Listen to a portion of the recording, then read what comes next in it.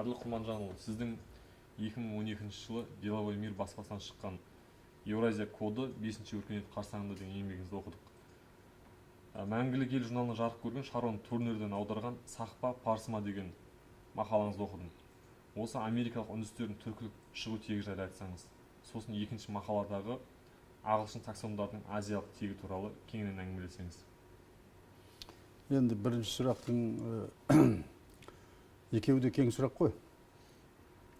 Жалпы америкалық үндістер туралы айтқанда, қазір ескіден келе жатқан гипотезаны теорияға айналды деп айтуға болады. Өйткені үндістердің шығу тегі, этнографиясы, палеонтологиясы, генетикалық тұрғыдан да басқа тұрғыларынан да зерттелген.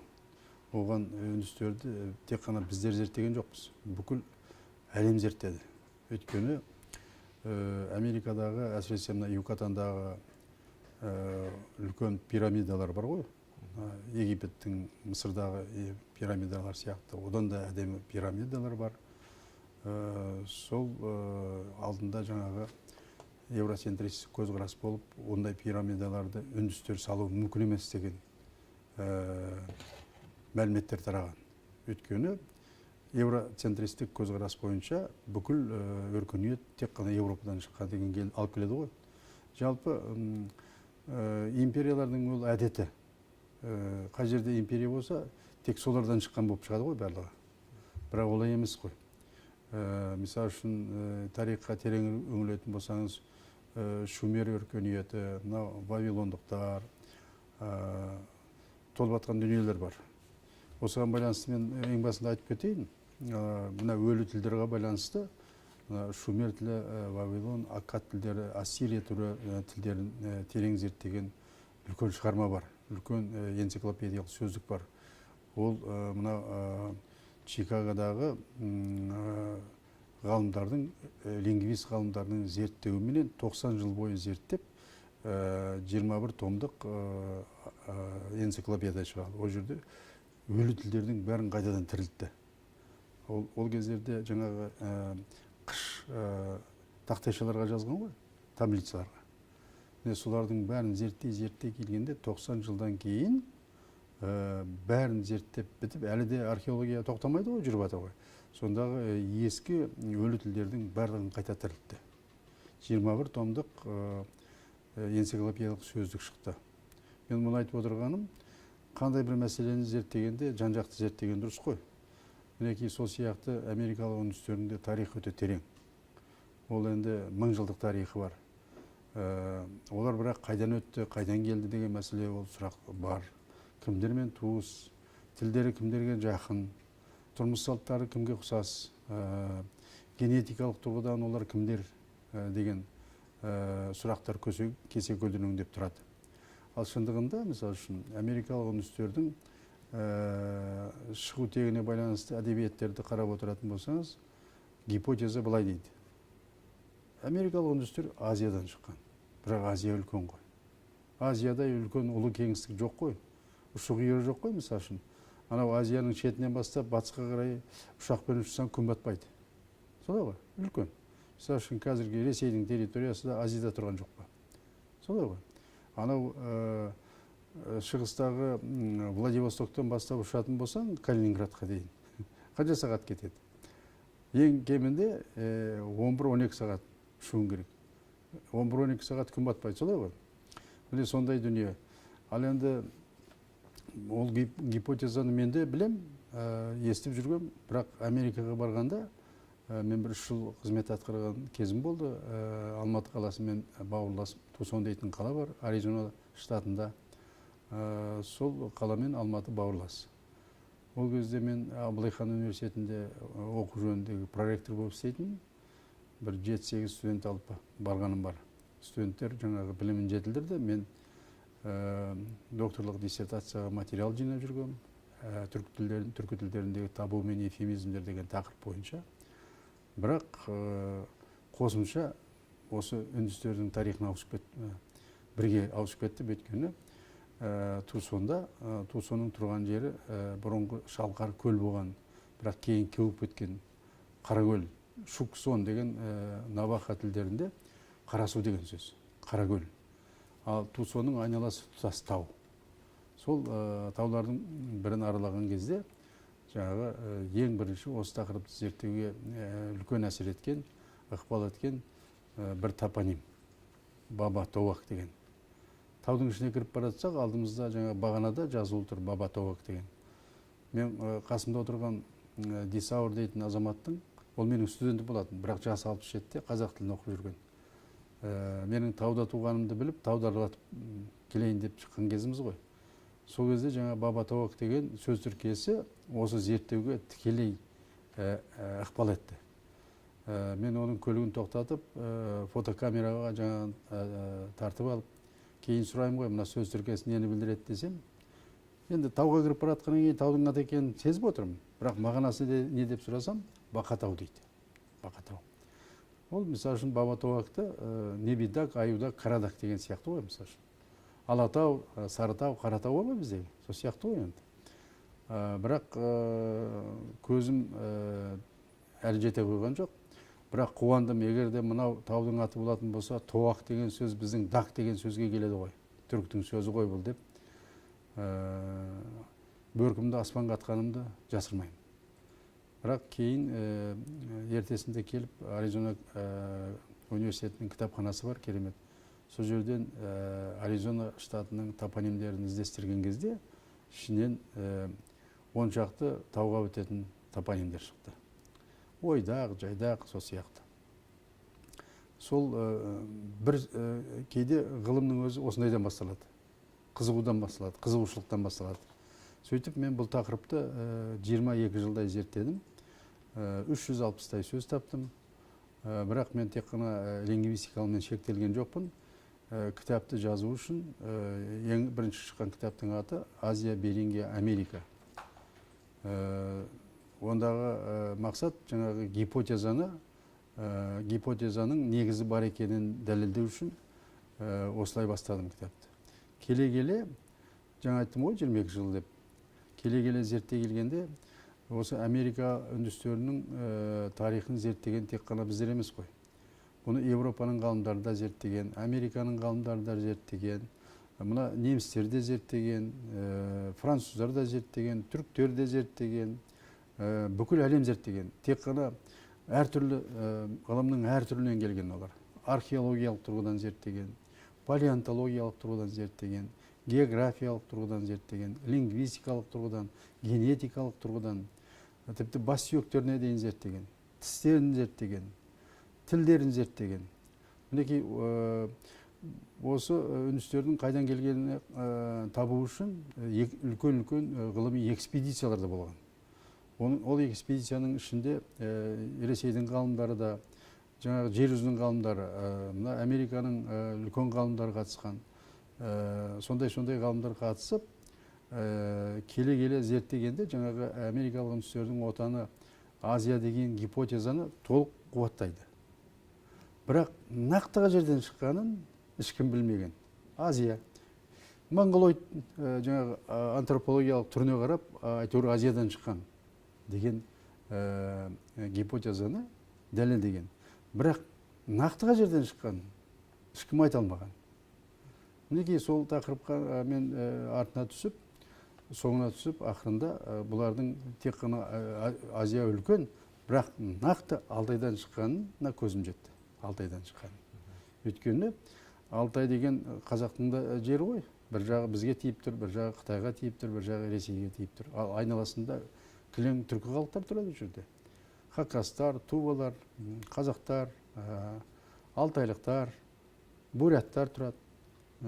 Солардың қан топтарын зерттеген кезде, мысалы үшін генетик ғалымдары, әсіресе мына Пенсильвания университетінің генетик ғалымдары, Ресейдің генетик ғалымдары, ДНК дейміз ғой жаңағы. Сол ДНК-сын тексерген кезде, ол өзі атадан балаға, баладан немере шөбереге дейін кететін өзі сондай бір табиғи дүние жаңағы ДНК-сы беріліп отырады.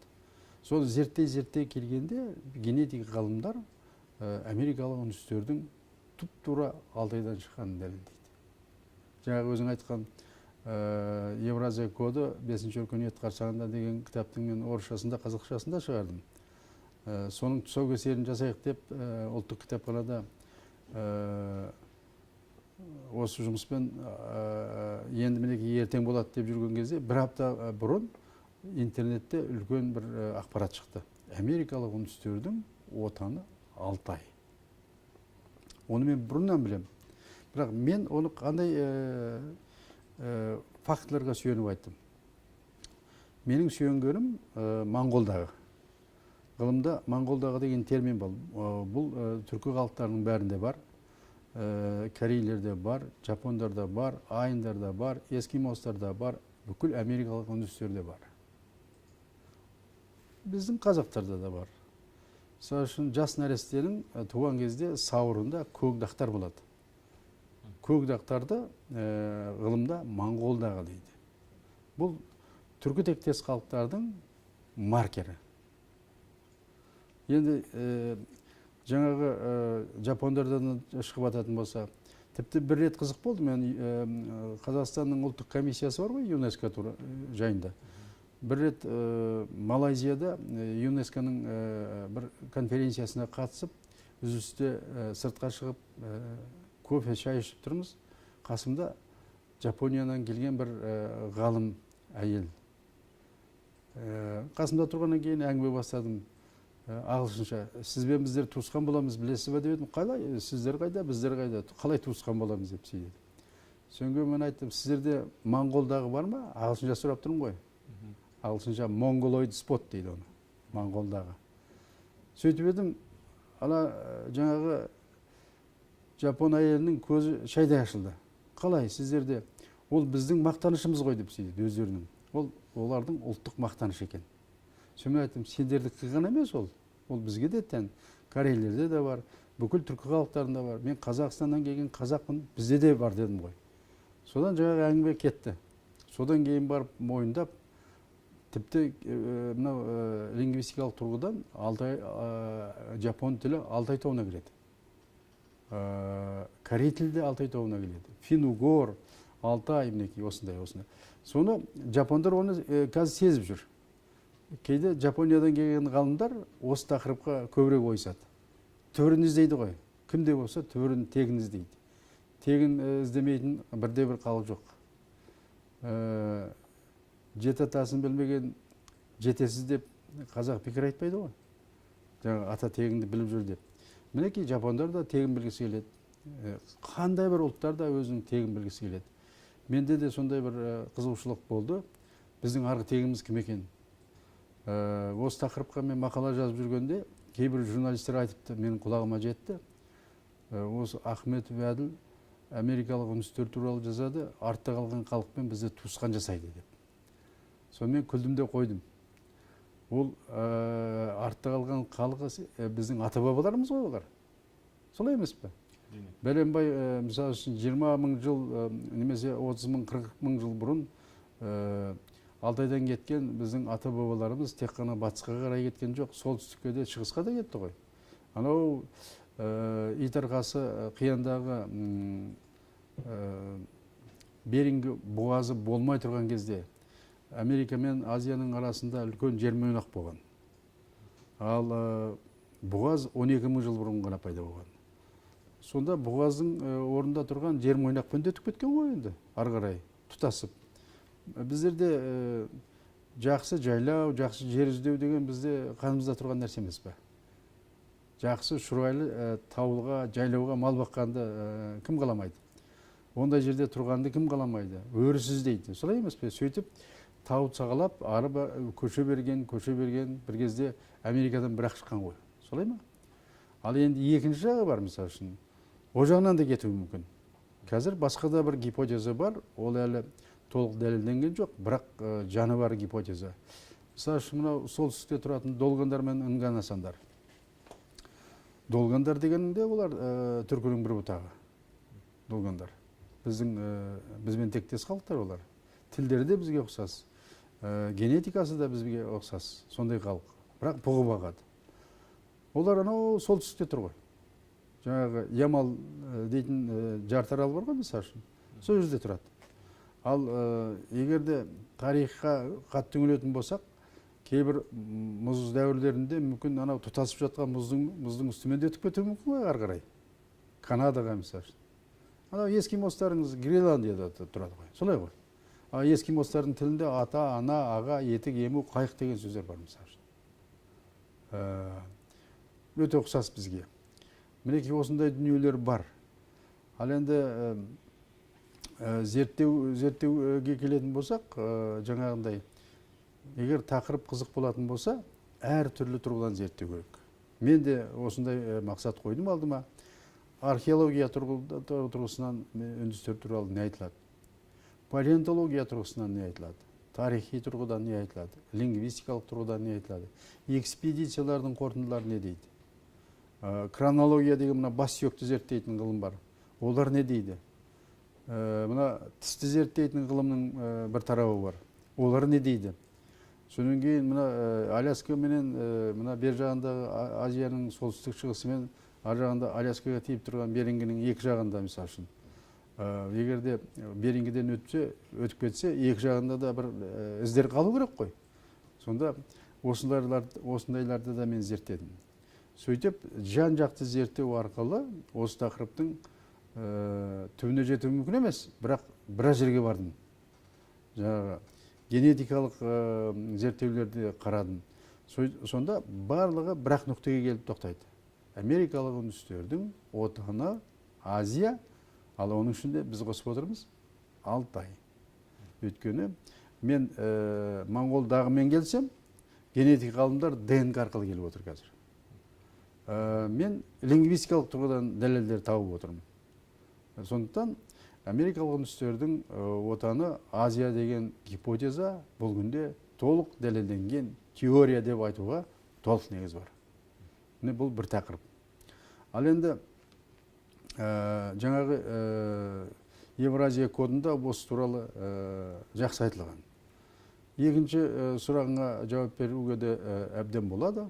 Мысалы үшін жаңа өзің атаған Шарон Тернердің 1827 жылы басылған мақаласы бар. Сақпа парсыма деген.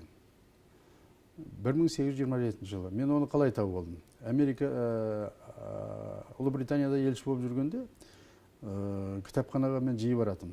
Британия кітапханасына. Британия кітапханасы әлемдегі ең ірі кітапхана. Егер кітап тұрған сөрелерді жаңағы метрде бөлшейтін болсаңыз, 200 километр ұзындығы сөрелердің. Ол жерде жоқ емес дүние жоқ, барлық кітаптар сондадыр. Тіпті Америкалық үндістердің тарихына байланысты да кітаптар жетеді. Индия тарихына байланысты кітаптар жетеді. Мысалы үшін, мына профессор Ерскайның үнді тарихы деген кітабы бар. Моғол патшалары зерттеген билеген кездегі Индия тарихы. Бабур менен, мысалы үшін, Жүніс хан, Моғол патшасы, содан кейін Бабурдың бөлесі Мұхаммед Хайдар Дулати, солар туралы жазылған дүниелер бар. Жалпы біз осылай кеңірек қарайтын болсақ, тек өзімізді ғана өзіміз білеміз десек, ол аздау болады. Бізді сыртымыздан білетіндер де бар. Солай ғой? Европа ғалымдары да бізді зерттеген. Шыңғыс ханды білмейтін әлемде бір ғалым жоқ шығар. Сол сияқты ғой, мысалы. Бізде біздер туралы осы шетелдегі ғалымдар не дейді екен деген үлкен сұрақты қойып алып, шетелге барғанда кітапханалардан осыны іздеуіміз керек. Біздер туралы не айтады екен? Түркі өркениеті туралы не айтады екен? Жаңа менің айтып отырған прототүріктер туралы ғой. Ол түркі өркениеті. Ол біздің ата-бабаларымыз ғой. Жаңағы сөз бастадық қой біз үшін. Тарихи сананы қалыптастыру керек дегенде, осындай дүниелерді біз өте жіті зерттеуіміз керек. Қытайда не жатыр? Қойшығара ағаларын біраз зерттеді мысалы үшін. Анау жаңағы тасқа жазылған жазулар бар. Жақында біз түркі жазуын түркі академиясында атап өттік қой. Ол жаңағы көктүріктердің заманындағы тасқа жазылған жазулар. Оны Данияның ұлы ғалымы Вильгельм Томсен, Данияның ғылым академиясын ұзақ жылдар басқарған, сына жазуына өте мұқият зерттеген сына жазуын ғалым. Жалпы мына сына жазуы тек бізде емес, батыста да бар ғой. Сол алдында батыстықтар европцентристік көзқарас танытып, бізден алған деген ой туған ғой. Ал бірақ Вильгельм Томсон мен Радлов зерттеп келіп, ол батыс емес, ол түрік жазуы болып шықты ғой артынан. Бізден кеткен. Ана еділ патшалардың заманында да солармен ілесіп баруы әбден мүмкін ғой сына жазуы. Солай емес па? Тамға, мінекей жақында біз Түркі академиясында осыны талқыладық. Керемет ғалымдар келді. Жаңағы Татарстаннан, Башқұртстаннан, Түркиядан, Әзербайжаннан, Түркменстаннан, Қазақстанның ғалымдары қатысып, осы тақырып сөз болды. Қазір түркі жазуының күні бар. Қазір бұл жылда атап өтілетін үлкен бір шара. Бұған түркі әлемінің ғалымдары атсалысады. Түркі академиясы осының темірқазығы. Осындай дүниелер. Ал енді жаңағы Тернерге келетін болсақ, Тернер ол қайдан жазды оны? Ол да алдындағы біздің заманымызға дейінгі Страбон, сол сияқты үлкен ғалымдардың еңбектерін сүзіп шыққан ғой. Сөйтіп, мына англо-саксондардың арғы тегі сақтар деген гипотезаға табан тірейді. Тернердің өзі ағылшын ғалымы, бірақ өзінің алдындағы басқа Европаның ғалымдарының, гректердің, латынша жазылған әдебиеттердің бәрін сүзіп шығып, англо-саксондардың арғы тегі сақтар деген түйінге тоқтайды, табан тірейді. Ал енді оның осы кезде дәлелдері бар ма деген сұраққа келетін болсақ, оның дәлелдері бар. Ал енді біздің арғы тегімізде сақтар ғой, скифтер деп жүреді. Шетелдіктер оны кейбіреулер өздері әртүрлі атайды. Мына түркінің өркениетінің өзі терең ғой. Сонда англо-саксондарға тек ағылшындар мен саксондар жатады. Ал немістер қайда қалады? Ал мына Герман тауына кіретін халықтар қайда қалады? Скандинавия қайда қалады? Скандинавиялықтар да, немістер де, англо-саксондар да бұлардың түбір Герман тобына кіретін тілдер, лингвистикалық тұрғыдан Герман тобына кіретін халықтар ғой. Міне жаңағы Тернердің айтқан уәжін мен 266 сөз келтірдім, оны өзің оқып алыпсың ғой, көрдің ғой, ішінде біздің сөздерде жүр ғой, мысалы үшін. Ағылшын тілінде мысалы үшін тіс деген сөз бар. Көпшесі тіс, жекешесі тұз. Немесе белдік деген сөз. Белді белly дейді ағылшындар. Белly. Ал енді біздің көптік жалғауымыз жүр, мысалы үшін, Скандинавия тілдерінде. Бір рет Европадағы қауіпсіздік және сенім ынтымақтастық ұйымының парламент ассамблеясы бар емес пе? Мен парламентте депутат болып жүрген кезде Қуаныш Сұлтанов екеніміз жаңағы жазғы сессиясына қатыстық. Европадағы қауіпсіздік және ынтымақтастық ұйымының сессиялары әр елде болып тұрады.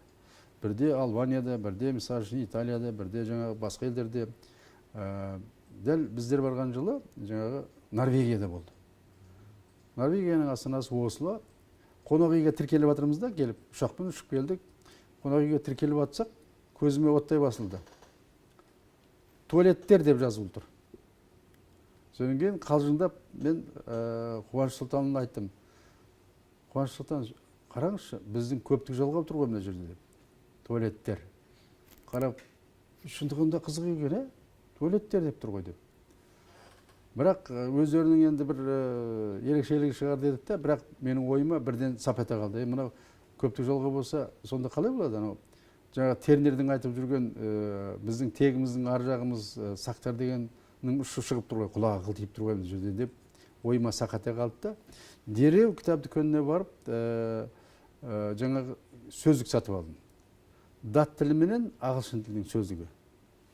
Екеуі аралас. Содан кейін қарасам, жаңағы көптік жалғау біздікі. Жаңағы дауыстыға бітсе ер болады, дауыссызға бітсе тер болады. Белт болса белттер. Немесе дауыстыға бітсе ер жалғанады. Бізде де ларлер дейміз ғой, мысалы үшін. Сонда бұл швед тілінде де солай, даниялықтардың да тілінде де солай. Бұл норвегтердің тілінде де солай. Содан кейін жаңағы мына тілді ағылшындар таң дейді. Мына таңның түбірінде таңдай тұр ғой. Метонимиялық жаңағы мағынасының ауысуы ғой таңдай. Мына кімдерде де Скандинавия елдерінде тісті таң дейді. Өйткені таңдайға жабысып тұр ғой. Көрдіңіз бе? Міне сол сияқты сөздер бар. Белт деген сөз оларда да тұр, ағылшындарда да тұр. Өгізді ағылшындар окс дейді. Солай ма? Енді толып атқан дүниелер бар. Шілікті сілік дейді мысалы үшін. Ал енді жаңағы сақтарға келетін болсақ, жаңағы парламент ассамблеясының жазғы сессиясының ішінде, соның бағдарламасының ішінде бір мәдени бағдарлама болды. Викингтердің музейін араладық біздер, Ослодағы. Керемет үлкен музей екен, зәулім музей, ішінде жаңағы викингтердің кемелері тұр, бірнеше кеме тұр. Сүйір ұзын болады өзі. Өте жүйрік кемелер ғой, кезінде сол кемелермен викингтер бүкіл Европаның есін шығарған. Ол араламаған жері жоқ. Анау Британияға дейін барған, мысалы үшін. Өзендермен, жаңағы теңіздермен, жерорта теңізіне дейін барған олар. Онан кейін өте жауынгер болған. Соны бұлардың кім екенін білмей, жаңағы өте қорыққан пират деп есептеген ғой, олар қарақшылар деп. Ал енді соның ішінде жаңағы 2-3 кеме тұр. Мен сол жерге барғанда мен кітап сатып алатын бір дағдым бар. Өйткені енді білгім келеді ғой. Сол жерден бір жақсы кітап сатып алдым, онша үлкен емес. Норвег ғалымының кітабы. Елге оралғаннан кейін уақыт тауып, жаңа кітапты тұтас оқып шығып таң қалдым. Ослоның түбінде Озеберг, Гокстад деген 2 қорған бар. Сол қорғандарды археологтар, Норвегияның археологтар қазған ғой. Сонда ішінен 2 кеме шығады. Викингтердің. Екеуінде де адамдар жерленген. Жаңа кемелердің ішінде. Ішінен бірінші қорғаннан, мысалы үшін, бір бекзада әйел мен соның жалшы әйелі екеуі жатыр. Ал енді төңірегінде 12 аттың қаңқа сүйектері жатыр. Бірден маған ассоциация пайда болды. Мынау біздің Берел сияқты ғой, мынау турады. Берел де сондай Алтайдағы. Бұл ескі сақ қорғандар ғой. Міне жаңағы америкалық англо-саксондардың арғы тегі сақтар деп жүргені осындайдан дәлел шығып тұрған жерде. Нақты дәлелін таптым мен. Соның кейін жаңағы артефакттарын қарасам, кітапта жазып отыр. Емен ағашынан ойып жасаған астаулар, тостағандар, арбаның дөңгелегі ағаш ойып жасаған. Бұғының мүйізінен ойып жасаған тарақтар, мосы 3 аяқты, оған ілетін қазан, көрдіңіз бе? Жаңа қасықтар ағаштан жасаған. Әйелдің киетін мәсесі былғары. Тура біздің жұмсақ былғары сияқты, сол күйінде жатыр. Содан кейін толып атқан артефакттарының бәрі бізге ұқсайды. Ал енді ең үлкен дәлел жаңағы аттың қаңқа сүйектері емес па? Мына орталық музейге барсаңыз, Алматыда Берел қорғанының жаңағы керемет жерде бір көріністері салынған. Ол жерден табылған аттардың, жылқылардың еті соқ altында бұзылмай соншама ғасыр бойы жатқан, жаңағы орыстар айтады ғой, вечная мерзлота дейді. Мәңгі тоң болып жатқан жерде жатқан ғой, бұзылмай. Кесіп итке берсе итше қойды дегенде әңгімені естігенбіз сонда.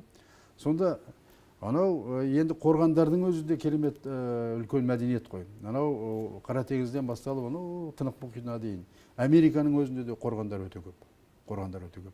Ол Америкадағы қорған мәдениеті осы Азиядан барғаны көрініп тұр. Мінекей. Ал енді американдық бір ғалым бар, мен атын есіме түсіре алмай отырмын, әйелі ғалым, бірақ тегі Латвиядан шыққан ғалым.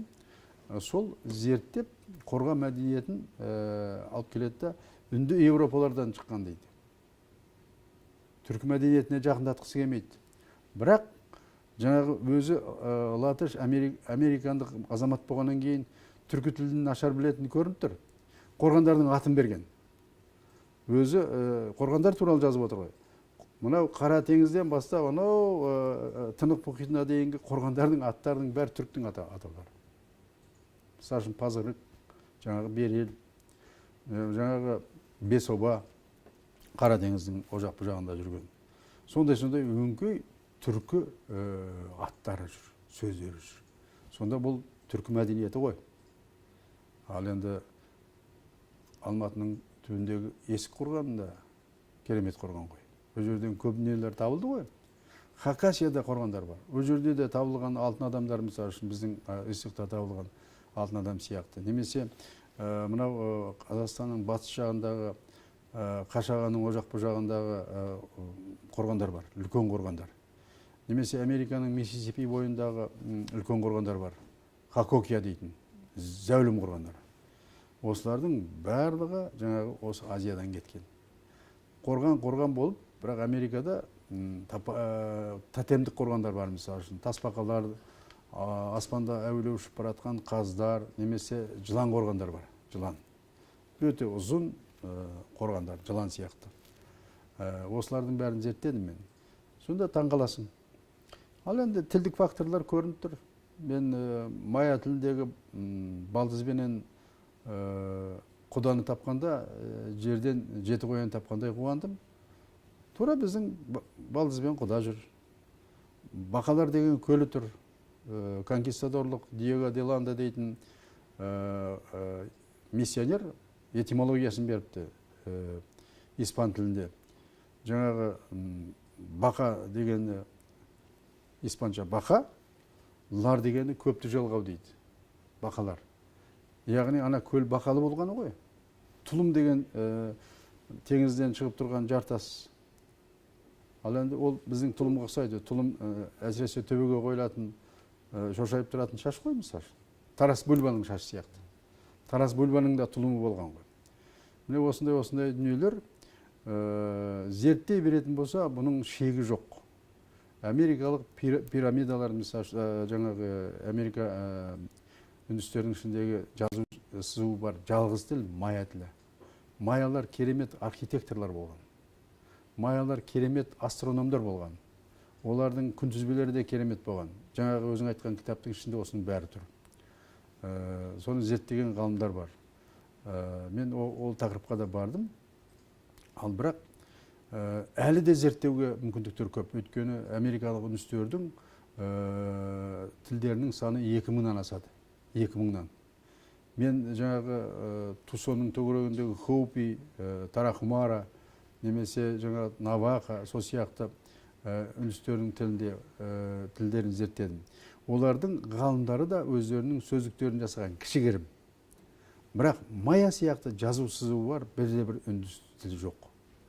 Майялардың тілдері қағазға түсіп қалған. Майялардың жазу сызулары тасқа жазылған. Жаңағы пирамидалардың қасындағы стеллаларға жазылып қалған. Мінекей солардың бәрін зерттеу керек. Жаңағы басқа тілдерді зерттеу керек. Ал жаңағы тақырып тернерді жалғастыратын болсақ, ал енді біздер Шумерге қатысымыз бар ма, жоқ па дегенде жаңағы Чикагодан шыққан 21 томдық энциклопедиялық сөздік зерттеу керек. Ол жерде Шумер тілінің бүкіл сөздік қоры тұр. Компьютерде, менің компьютерімде тұр оны. Енді жас ғалымдар, лингвистер, осыны зерттеу керек. Тасқа жаңағы қыштан жасалған таблицаларға жазылған жазуларды зерттеп, американдық Пенсильвания университеті, Чикаго университетінің ғалымдары зерттеген ғой. Міне соның ішіндегі егерде сүңгіп кетіп, көптеген дүниелерді шығарып алуға барады. Сол энциклопедияның ішінде біздің Тәңір тұр. Тәңір деген сөзіміз бар ғой біздің. Бұрын мұсылман дінінен бұрын біз Тәңірге сиындық қой. Жапондар да Тәңірге сиынған. Синтоизм Тәңірдің бір бұтағы. Осындайларды зерттейтін болсақ, көп дүниенің беті ашылады. Жалпы түркі өркениеті үлкен өркениет. Біз оған жан-жақты келуіміз керек. Осыған байланысты мен тағы бір нәрсені айтқым келеді. 1944 жылы бұрынғы Кеңес одағының коммунистік партиясының орталық комитеті қаулы шығарып, түркология ғылымын тоқтату керек. жабу керек. Түркологиялық бағытта зерттеулерді, терең зерттеу жасауға тыйым салған. Сол кезде жаңа қаулы шыққаннан кейін 100 түркологтардың атылып кеткендері бар. Жер аударылғандары бар. Жаңағы тарихтан сылып тастау үшін. Мінекей сондай да заман болған. Тіпті анау Радлов пенен Томсон өмірден өтіп кеткеннен кейінгі, одан кейінгі Самойлович деген ғалымдар келген. Сол Радловқа сілтеме жасаған, түркологияға азды көпті үлесін қосқан ғалымдардың бәрінің басын қырққан. Ондағысы бұл нені білдіреді? Түркі жазуының тереңдігін, тарихи өте үлкен мәдениет, өркениеттің өкілі көрінісі екенін біліп отырып, жаңағы көреалмаушылық қой, іштарлық. Тарихты қайта жазу үшін сылып алып тастауға тырысқан. Бірақ түркология өлген жоқ. Түркология әлі тірі. Түрк академиясы қазір осыны зерттеп жатырмыз біздер. Бұл үлкен мәселе, үлкен мәселе. Ал енді жаңа Вильгельм Томсонға Анкарада жақсы көшенің аты берілген. Мысалы үшін ол түрколог қой. Түркияның ұлттық кітапханасы сол Вильгельм Томсонның атын берілген көшеде тұр. Ол деген үлкен белгі ғой енді. Ана Вильгельм Томсонға берілген үлкен баға ғой. Көрдіңіз бе? Сондықтан зерттейтін дүниелер көп. Біз тарихи тұрғыдан келуіміз керек, этнографиялық тұрғыдан келуіміз керек, палеонтологиялық тұрғыдан келуіміз керек, археологиялық тұрғыдан келуіміз керек, генетикалық тұрғыдан. Жалпы түркі өркениетін терең зерттеуіміз керек. Сонда біздің арғы тарихымыз бен бергі тарихымыздың бәрі шығады. Көп адамдар біле бермейді. Мысалы үшін Қазақстанның Алматы облысы Жетісу жер бар ғой. Ол жаңағы Жүнісхан деген Моғол патшасының елігінде болған. Керей мен Жәнібек Әбілқайырдан бөлініп барған кезде сол Керей мен Жәнібек ханға енші қылып берген жер ол. Мысалы үшін Мұхаммед Хайдар Дулатидің мүрдесі Индияда жатыр ғой, Кашмирде. Оған біздің бірнеше ғалымдар барып тауып жатқан жерін көріп қайтқан, оның кітапқа жазылған. Әбсаттар дермсәлін. Мысалы үшін қазір мына мәжілісте жүрген үлкен азаматымыз бұрын Шымкенттегі, Тараздағы үлкен университеттің ректор болған Бишімбаев та барған ол. Уәлихан Бишімбаев. Ол да сол бірге Әбсаттармен барып тауып келген. Мінекей осындай дүниелер бар. Сондықтан біз өзіміз туралы мәліметтерді тек қана Қазақстанның төрт бұрышынан ғана іздемеуіміз керек. Арғы жақтан, ары жақтан іздеуіміз керек. Бүкіл әлемдегі үлкен кітапханалардан іздеуіміз керек. Мысалы үшін, сенесің бе, Аризонада жүргенде, мысалы, Аризона университетінің кітапханаларынан Қазақстанға байланысты 1000-ға жуық библиографиялық көрсеткіштің мен әкеп бердім ұлттық кітапханаға Алматыға. Біздер туралы көп жазылған. Тарихи басқалар мысалы үшін. Кеңес одағында біз құрамында болдық қой, Қазақстан туралы көп мәліметтер жатыр шетелдерде. Мұстафа Шоқайды да мен сояқтан тауып алып келдім. Мұстафа Шоқайдың кітаптары зайыбы жаңағы өте ұқыпты адам болған. Мұстафа Шоқайдың еңбектерін анда-санда қайталап шығарып тұрған. Американың кітапханаларында тұр. Орысша шыққандары да, ағылшынша материалдары да керемет. Керенский менен қатар оқыған ғой Петербург университетінде. Сонда Керенский уақытша үкіметке келгенде Мұстафа Шоқайды шақырады. Бір портфель берейін кезде, осы министр болсаң де, сонда Мұстафа Шоқай айтады. Сенің үкіметіңе менің барғым келмейді, бұның аты ұнамайды, уақытша деген. Мен Түркістанға кеттім деп. Кейін Грузия арқылы Түркияға өткен, Түркия арқылы Европаға өткен. 1941 жыл басталған соғыстың біраз жерінде сол Германияда қайтыс болған. Қазір Берлиндегі мұсылман мешітінде жатыр Мұстафа Шоқайдың қойылған жері сол жерде. Біз анда-санда барғанда тәу етіп гүл шоқтарын қойып кетіп жатқан жағдайларымыз болған. Осындай дүниелер. Сондықтан зерттейтін дүние көп. жаңағы Тернердің бір мақаласынан жаңағы көрдіңіз бе, әңгіме шығып тұр ғой. Оны скандинавиялықтарда осының англосаксондарға емес, Скандинавиядағы елдердің бәрінің арғы тегі сақтар деп айтуға болады. Өйткені Берел қорғанына ұқсас қорғандар ана жерде тұр. Сонан кейін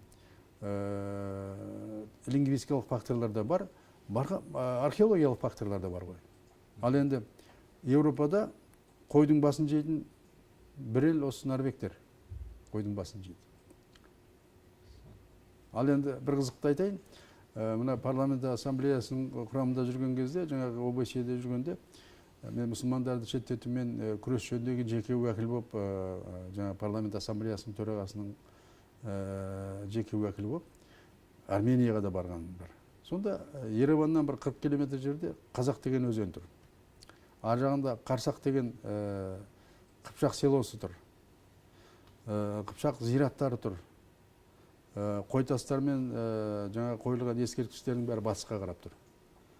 Ерттеулі аттар тұр, мысалы үшін. Жаңа тас мүсіндер. Ал 4-5 ғасырдағы Армения шіркеулеріндегі шыққан қолжазбалардың барлығы қыпшақ тілінде. Армен әліппесімен жазылған, бірақ қыпшақ тілінде. Сонда осындай дүниелерді зерттеуіміз керек. Ал жаңағы Тернердің тақырыбын кеңейтіп, ары қарай зерттейтін болсақ, өзіміз көп дүние табамыз. Өйткені біздің мәдениетіміз өте терең, біздің өркениетіміз өте терең. Бірақ сол өркениетті көре алмайтындар бар. Жаңағы түркологтардың басы кесілуі. Мұндаға дейін келді ғой. Олжас Сүлейменовтің өзі де темір тордың ар жағынан жазады ғой, Азиясы үшін. Ол Азиясы керемет ғылыми кітап. Міне сол үшін. Бірақ кейін Ресей ғалымдары мойындады, Мәскеуден ол Азия қайтадан шықты, басылып. Ең керемет сол жерде.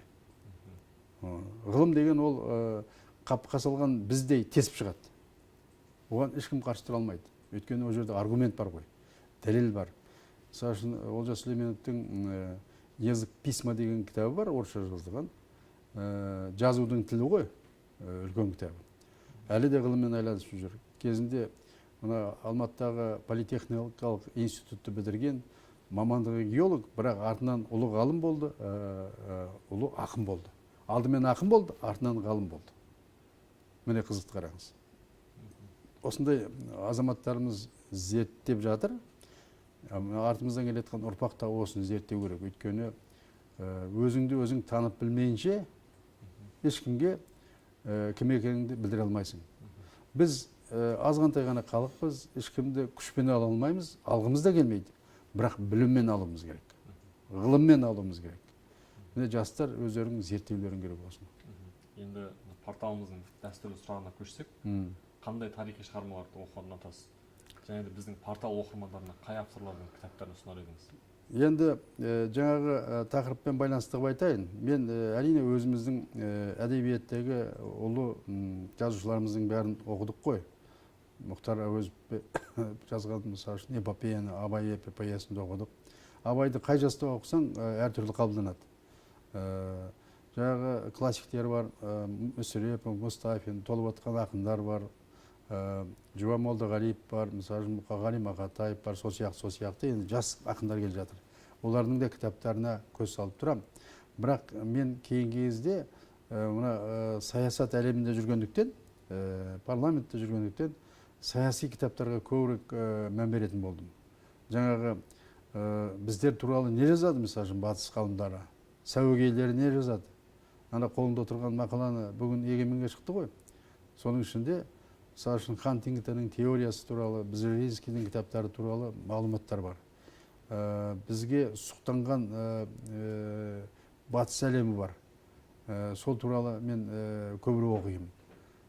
Шетке шыға қалсам, кітап дүкендерін аралап, осындай кітаптарды сатып аламын. Өйткені өзімізбен ғана шектеліп қалмауымыз керек. Бүкіл әлем өзгеріп жатыр қазір. Ғаламдану, жаңағы жаһандану заманында үлкен ақпарат кеңістігі бар.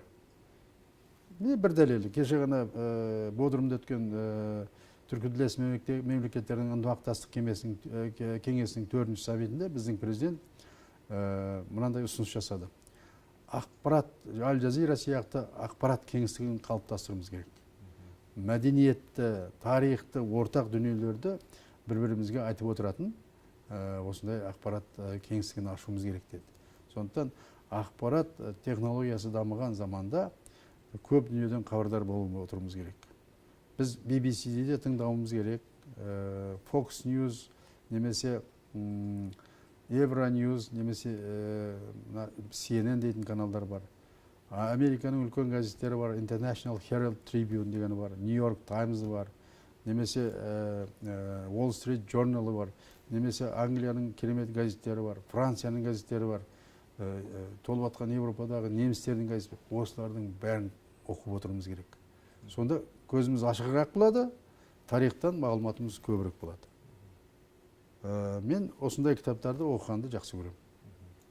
Сұхбатыңызға рахмет. Жұмыстарыңызға сәттілік тілейміз. Рахмет.